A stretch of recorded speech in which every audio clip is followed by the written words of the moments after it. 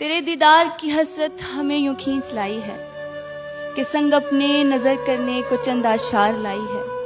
مشک آدم سے در و بام مہکے جاتے ہیں، لفظ انکار سے صفاق سہمے جاتے ہیں. گلے رانا ہو کہ تعبیر ہو یا شہر ناز، جھک کے افلاک کہیں خوب ہیں تیرے انداز. میں بس اتنا کہوں گی کہ محبت آگ سی ہے، جسے تم عشق ہو سمجھے محض ایک دل لگی ہے. الف اللہ میں رانی سے جو شاموں نہ ملے، کہیں سسکیاں سنے اور کہیں دیپ جلے. اور تیرے نام سے جلتی رہے شمع دل، لوگ صحراؤں میں کرتے پھرے رقص بسمل.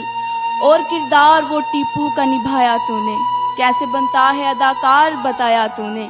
دل ویراں میں یہ کیسی تو نے حدت بردی، ہو کے شیدائی پھرو رانجھا رانجھا کر دی.